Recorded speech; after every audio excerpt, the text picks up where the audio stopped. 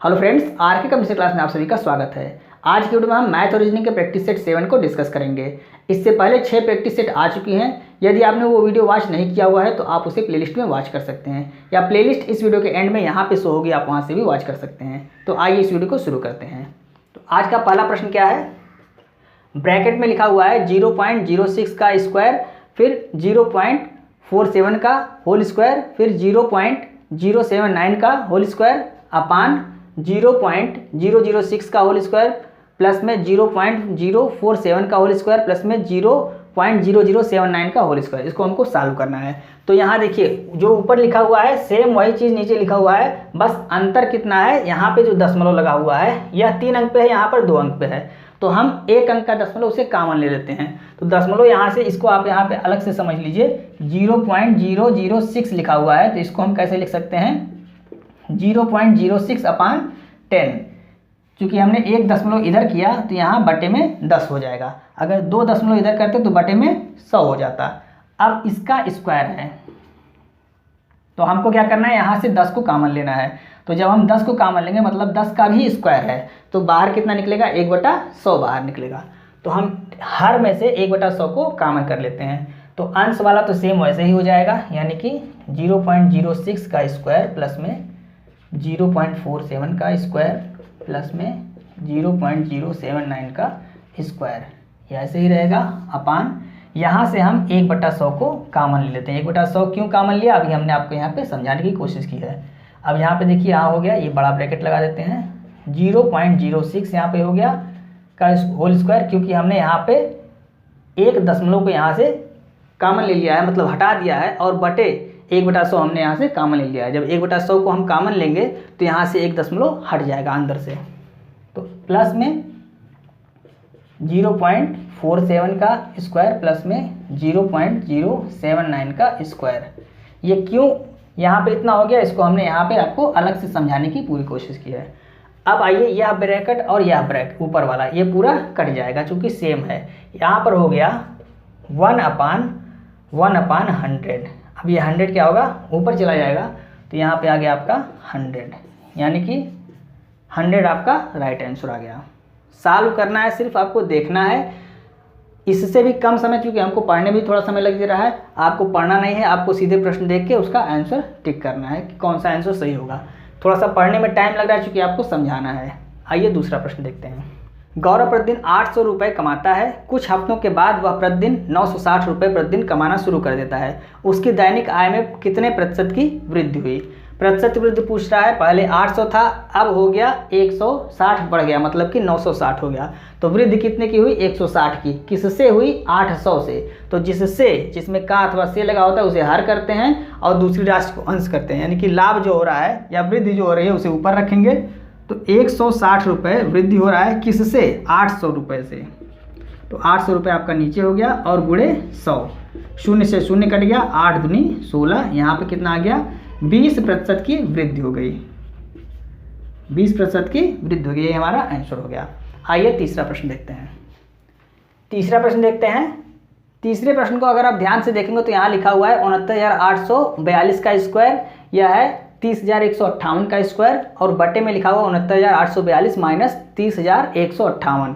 यहाँ पे आप देखिए ऊपर लिखा हुआ है ए स्क्वायर माइनस बी स्क्वायर, यानी 69,842 को हम ए मानते हैं और 30,158 को हम बी मानते हैं। तो यही लिखा हुआ है, और नीचे लिखा हुआ है ए माइनस बी। ए स्क्वायर प्लस में बी स्क्वायर बराबर क्या होता है, एक ब्रैकेट में ए प्लस में बी और दूसरे ब्रैकेट में ए माइनस बी अपान ए माइनस बी।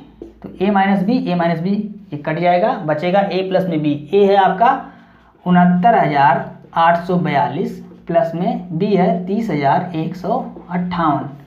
इसको जब आप ऐड करेंगे तो 8 2 10 0, फिर 5 4 9 1 10 का 0, फिर 1 हो गया, फिर 8 1 9 और 1 10 का 0, फिर 1 हो गया, 9 और 1 10 का 0, 1 हो गया यहाँ पे, और 6 3 9 1 10, यानी कि आपका कितना आ गया, 1 लाख। 2 2 4 1 5, यानी कि 1 लाख। राइट आंसर कौन सा हो गया, पहला हो गया। आइए चौथा प्रश्न देखते हैं। 5 संख्याओं का औसत 26.4 है। पहली संख्या शेष 4 संख्याओं के योग के 5वें हिस्से के बराबर है। पहली संख्या ज्ञात करें। तो सबसे पहले हम 5 संख्याओं का योगफल निकालते हैं। 5 संख्याओं का औसत है कितना, 4। तो योगफल के लिए क्या करेंगे, 5 गुणे 26.4।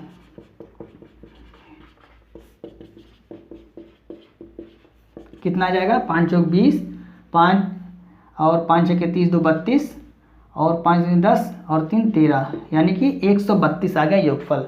ये पांचों संख्याओं का आया।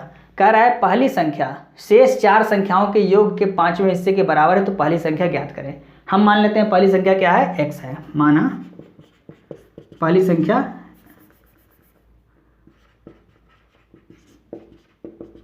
इसको x मान लेते हैं।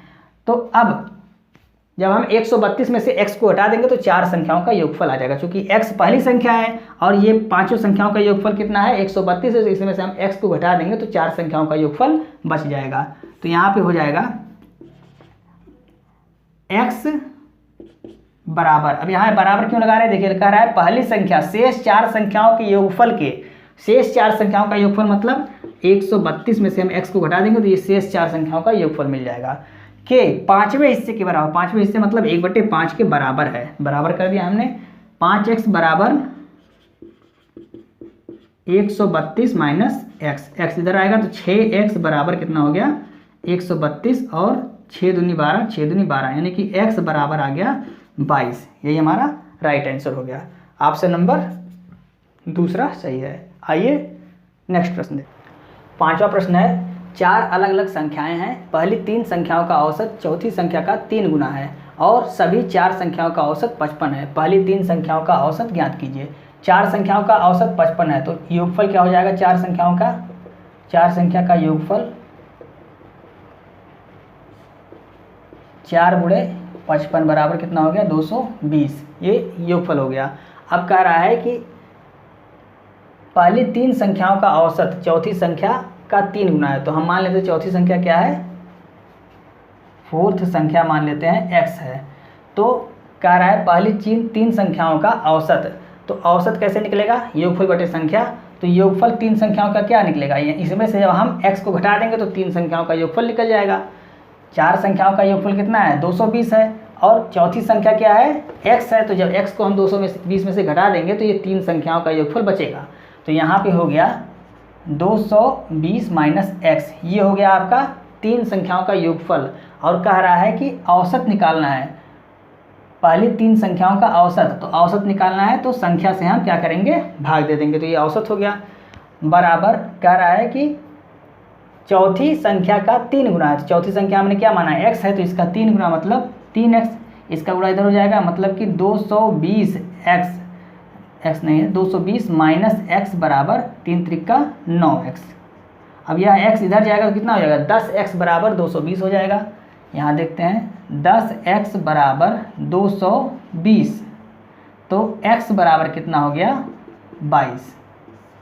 ये आ गया चौथी संख्या आ गई। हमसे पूछ कर रहा है पहली 3 संख्याओं का औसत क्या होगा। तो पहली 3 संख्याओं का औसत मतलब 220 माइनस x बटा 3, यही पहली 3 संख्याओं का औसत है। तो हम यहाँ क्या करेंगे, 220 में से x को घटाएंगे, यानी 22 को घटाएंगे। तो यहाँ पे देखिए 220 माइनस 22 बटा 3। अब 220 में से जब हम 22 को घटाएंगे कितना आएगा, 198, 198 बटा 3। तो 3 छक 18 और 3 छक 18 यानी कि 66। आंसर हमारा क्या आ गया, 66। यहाँ आप ध्यान दीजिएगा, अगर ऑप्शन में 22 रहेगा तो 22 मार के आगे मत चले जाइएगा।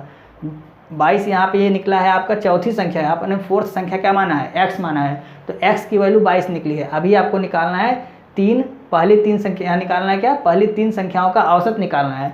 तो आपका यह है पहली 3 संख्याओं का औसत ये है, इसी को आपको x की वैल्यू यहाँ पे रख के निकाल लेना है। आइए 6वां प्रश्न देखते हैं।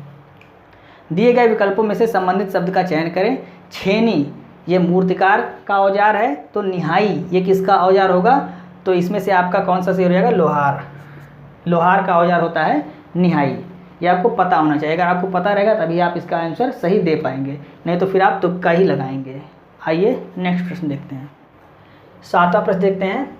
यदि HARBOUR को BORUARH के रूप में कूटबद्ध किया जाता है तो RAPTURE को किस रूप में कूटबद्ध किया जाएगा। तो यहाँ पे देखिए HARBOUR, यहाँ पर BOR देखने पे लग रहा है कि सेम इसी जो यहाँ पे अल्फ़ाबेट है उसी को इधर उधर किया गया है। तो हम यहाँ पे देखते हैं कैसा रिलेशन इसमें बनाया गया है। HARBOUR, यहाँ पर लिखा हुआ है BORUARH।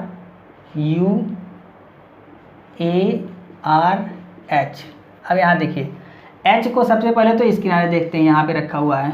उसके बाद A को कहाँ रखा हुआ है, यहाँ पे रखा हुआ है। फिर R को कहाँ पे रखा हुआ है, यहाँ पे रखा हुआ है। और B को इधर रखा हुआ है। मतलब एक एक कॉलम छोड़ के यहाँ पे रख रहा है। अब उसके बाद जो 3 बचे हैं उसको इधर से लाइन से रख दे रहा है। यहाँ पे O रख दिया, यहाँ पे U रख दिया और यहाँ पे R रख दिया, इस तरह से कर दिया है। तो उसी तरह हम क्या करेंगे, यहाँ पे क्या लिखा हुआ है, RAPTURE।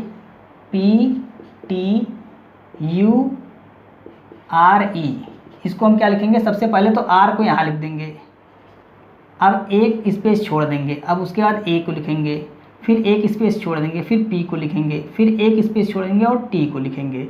ये हो गया।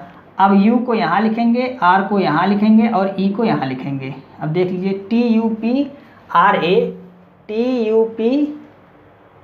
TUPRAER, यानी कि ऑप्शन नंबर दूसरा हमारा सही हो गया। आइए नेक्स्ट प्रश्न देखते हैं। 8वां प्रश्न, यदि 5 जनवरी 2011 को बृहस्पतिवार था तो 1 जनवरी 2013 को सप्ताह का कौन सा दिन होगा। अब यहाँ पे आपको थोड़ा सा दिमाग लगाना पड़ेगा। 5 जनवरी 2011 और 1 जनवरी 2013, यदि यहाँ पे 5 जनवरी 2013 होता तो हम सीधे सीधे क्या करते, 2 साल आगे कर देते, 11 से 12 और 12 से 13। तो अभी भी हम क्या करेंगे, 2 साल आगे ही करेंगे, क्योंकि 2 साल आगे जाना आसान है। 1 साल में 1 ऑड डे होता है और 2 साल में 2 ऑड डे होता है। लेकिन अगर बीच में कोई लीप ईयर है तो वहाँ पर 1 साल में 2 ऑड डे होगा, तो 2 साल में 3 ऑड डे हो जाएगा। नहीं समझे आप, फिर से देखिए। यहाँ पर देखिए 2011 से 12 में जाएगा अगर, तो वहाँ पे 1 ऑड डे होगा। लेकिन जब 12 से 13 में जाएगा तो चूंकि 12 आपका लीप ईयर है, वहाँ 2 ऑड डे हो जाएगा। तो जनरल ईयर में आपका केवल 1 ऑड डे होता है 1 वर्ष में, लेकिन लीप ईयर में आपका 2 ऑड डे होता है। तो यहाँ पे 12वां वर्ष जो है 2012 वाला जो साल है वह लीप ईयर है, तो उसमें 2 ऑड डे हो गया। और 2011 से जो 12 में जा रहा है उसमें 1 ऑड डे, कुल मिला के 3 ऑड डे हो गए। तो यहाँ पे हो जाएगा आपका 5 जनवरी 2013 तक जाने में 3 ऑड डे हुआ। मतलब कि इस बृहस्पतिवार में हम क्या करेंगे, +3 करेंगे। तो बृहस्पतिवार में जब हम 3 करेंगे कितना होगा, बृहस्पति के बाद शुक्रवार, शनिवार और रविवार, यानी कि 5 जनवरी 2013 को हमारा रविवार आ गया।